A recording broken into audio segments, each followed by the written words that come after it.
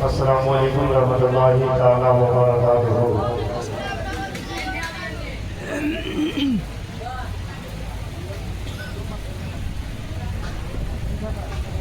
अल्हम्दुलिल्लाह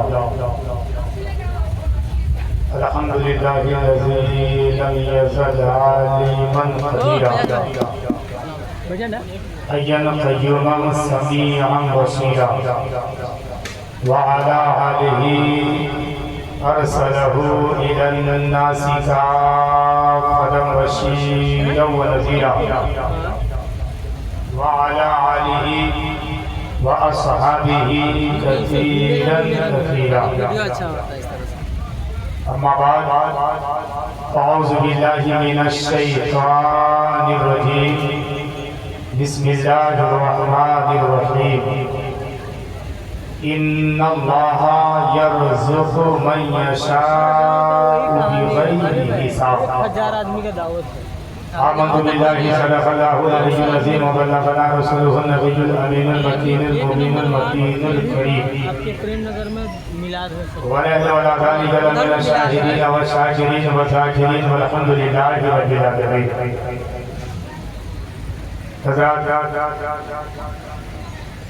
अपने माथे की निगाहों से आप देख रहे हैं हिंदुस्तान का सुपरहिट शायर अहले सुन्नत मुश्ताक जौहर साहब मौजूद हैं।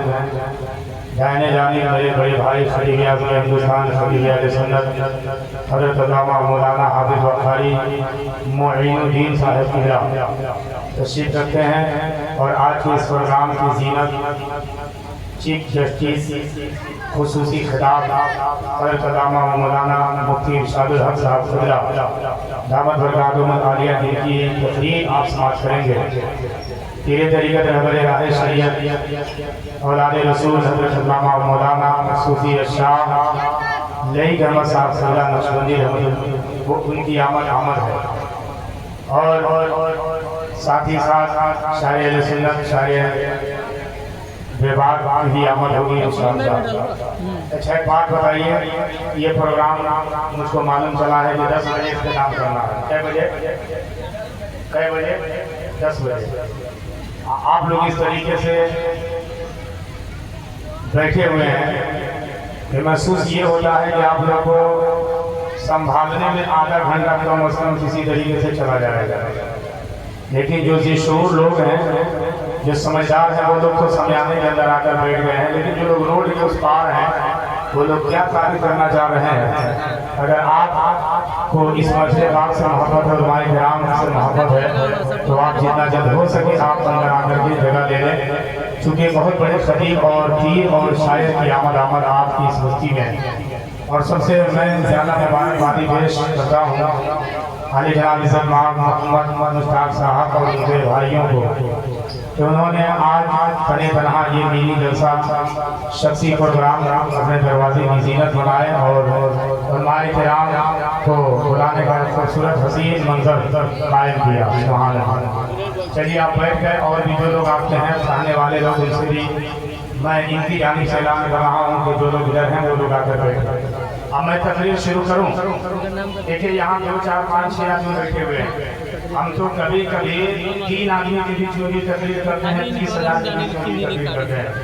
और ये अपनी बात कहने सुनने की ज़रूरत नहीं है। आज के डेट में कोई मौलाना कुछ भी बोल ले, पब्लिक मानने को तैयार नहीं है। सिर्फ इतना कह दीजिए कि अगर सुनना हो तो नेट के माध्यम यूट्यूब पे जाइए, कारी सजावन सर्च कीजिए, तकरीर सुनिए, फिर देखिएगा कि आपके बीच कौन तकरीर करने जा रहा है, आपको समझ में आएगा।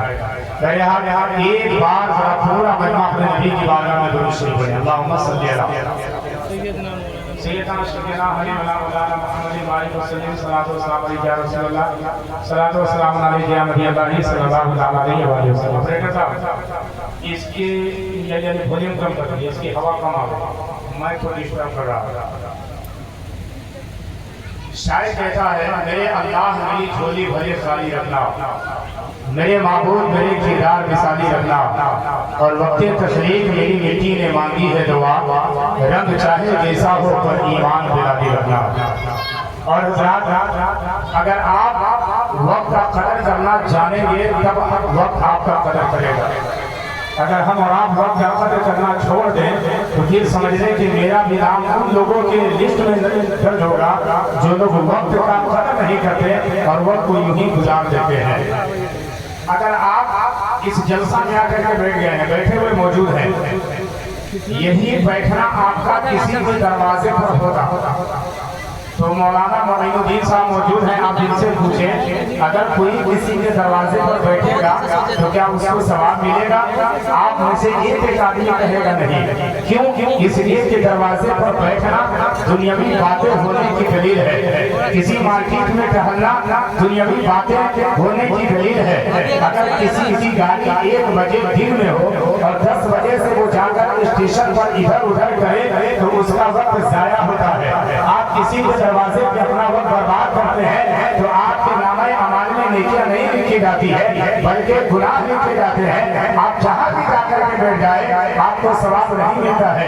दरवाजे पर बैठे सवाब नहीं, मार्केट में टहले सवाब नहीं, किसी स्टेशन पर इधर से उधर करे सवाब नहीं। लेकिन कोई तो ऐसी जगह होगी, कोई तो ऐसा मकाम होगा, कोई तो ऐसी महफिल होगी जहाँ पे बोलने का सवाब अलग दिया जाता है, बैठने का सवाब अलग दिया जाता है, देखने का सवाब अलग दिया जाता है।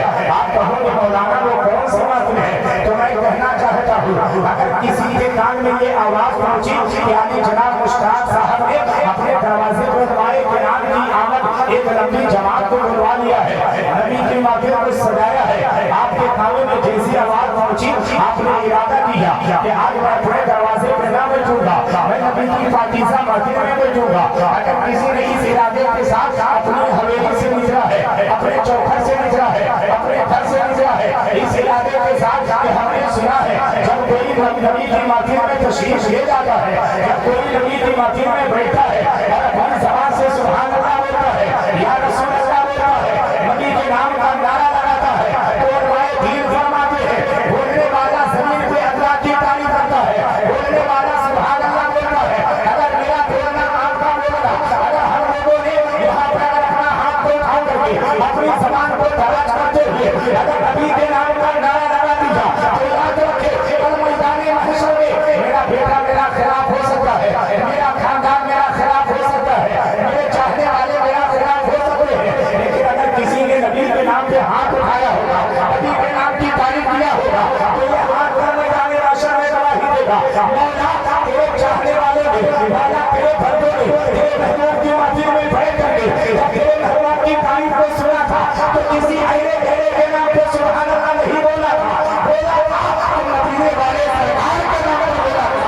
इसलिए आपको बोलने की जरूरत है जब कोई सुभान अल्लाह बोलता है, जब कोई या रसूल अल्लाह बोलता है, जब कोई अल्लाह की तारीफ करता है, जब कोई मुस्तफा के नाम की तारीफ करता है, मुस्तफा के नाम का नारा लगाता है तो हमारे दीन कहते हैं कि जो नबी की तारीफ करता है, जो नबी के इश्क में मचलता है, जो नबी के इश्क में मचलते हुए अपनी ज़बान से मुस्तफा की तारीफ करता है वो दीवाना अहले गहरे में नहीं गिना जाता है, गिना जाता है तो मदीने वाले सरकार के गुलामी बनी। कब वक्त का ये प्रोग्राम अगर आप यहाँ देखना चाहते हैं आप बोलेंगे फिर भी वरना हमारे बोलेंगे, आप नहीं बोलेंगे फिर भी हमारे शेरा पढ़ेंगे, आप नहीं पढ़ेंगे फिर भी हमारे यानी धीरे धीरे तक आए उनकी तकलीफ होगी। लेकिन जब आप बोलेंगे तो महसूस क्या होगा जानते हैं? जब बोलने वाला बोलता है, जब या रसूल अल्लाह कहने वाला या रसूल अल्लाह कहता है तो बोलने वाले को एहसास हो जाता है कि इस गाँव में बदर कट्टा शरीफ सुभान अल्लाह। अब इसको बदर कट्टा नहीं कहिए, बदर कट्टा शरीफ कहिए सुभान अल्लाह, क्योंकि अल्लाह के वली का आस्थाना है। तो सुने और एक बार बड़ा दुल्हन के साथ हाथ मिलाकर बोले सुभान अल्लाह। मोहब्बत की थोड़ी देर अगर बैठ जाते तो बड़ा मजा आता।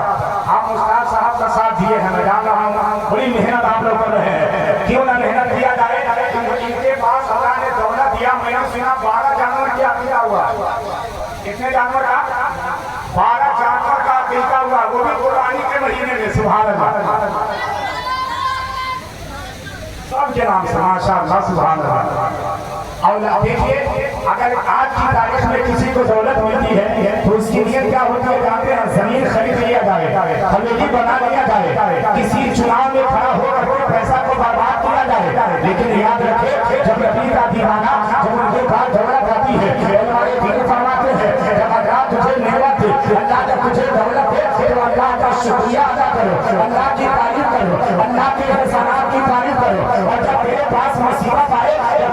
परेशानी आए तो सब्र करो, जब कोई सब्र करता है इस इरादे के साथ सब्र करने वालों की तारीफ लिखी गई है, सब्र करने वालों की तारीफ लिखी गई है, सब्र करने वालों की तारीफ लिखी गई है, सब्र करने वालों का तज़किरा किया जाता है, सब्र करने वालों का नाम लिया जाता है। तो हमें सब्र भी करना है और जहाँ पे बोलने की जरूरत है वहाँ पे हमको बोल नबी करीम रहमत की दुरूद भी पेश करना है।